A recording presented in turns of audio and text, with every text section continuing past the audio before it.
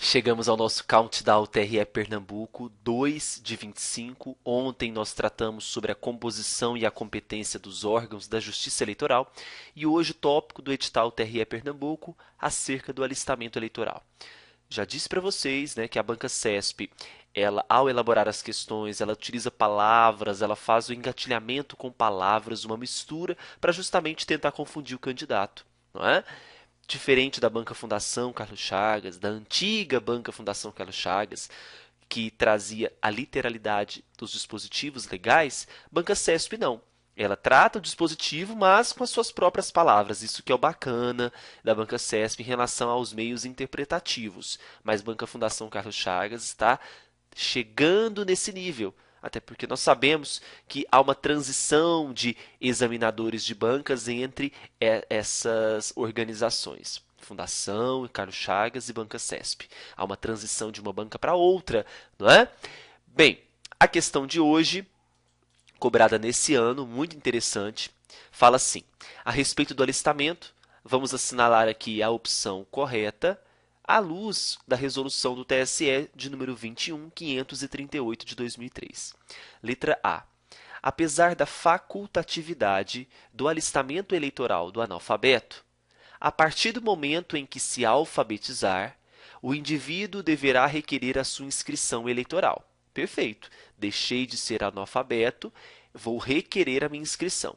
Mas, por se tratar de um ato extemporâneo, ou seja, feito após, feito posteriormente a essa, antes ele era analfabeto, então ele fez uma inscrição eleitoral tardia. Ficará sujeito a multa? Não. A resolução de número 21.538 é bem clara, que esse analfabeto que deixou de ser analfabeto, ele não paga multa em relação ao período anterior. Tá bom? Então, a letra A, totalmente incompatível. B. Contra uma decisão que indeferir o pedido de inscrição eleitoral, caberá recurso a ser interposto mediante a anuência de delegado de partido político. A anuência, olha só, concordância, também está falso. Se fosse deferimento, bastava a gente lembrar da regrinha DDD, não é? No caso de deferimento, delegado de partido entra com recurso em 10 dias. Mas como se trata de indeferimento, nós teremos um prazo recursal de 5 dias e é do próprio alistando, não do delegado de partido. Porque se uma vez que foi indeferido, o próprio alistando que é o interessado nessa questão, não é? Letra C.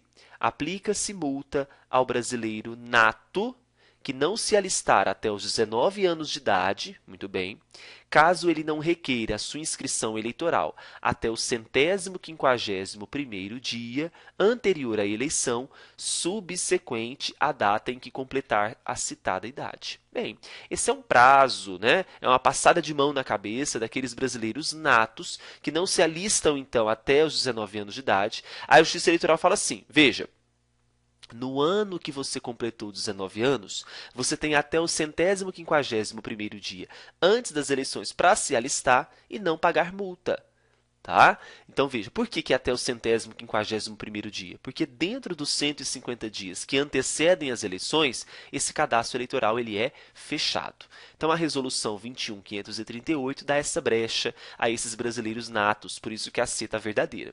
Se fosse brasileiro naturalizado, o prazo é até um ano após a naturalização. Tá? D.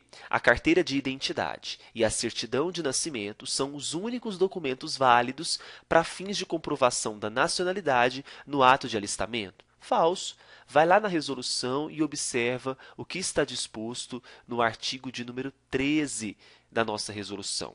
Lá eu tenho uma série de documentos que são possíveis para comprovar essa nacionalidade. Então, dizer que somente a carteira de identidade e a certidão de nascimento são os únicos documentos está totalmente falso. Letra E. A Justiça Eleitoral deverá, após a apresentação dos documentos pelo eleitor, preencher ou digitar o requerimento de alistamento eleitoral, indicando o local de votação, determinando automaticamente, sem direito de escolha, conforme o domicílio do eleitor. Veja, no ato do alistamento, após o preenchimento das informações de alistamento eleitoral, são informados ao eleitor uma série de locais que ele pode realizar o voto. Então, pode ter direito de escolha? Claro que tem. A partir das informações disponibilizadas pela Justiça Eleitoral, há essa possibilidade de escolha. Então, dizer na letra E que é sem direito de escolha está errado. Por isso que a letra E também está falsa. E, claro, o único gabarito compatível é a letra C. Tudo bem?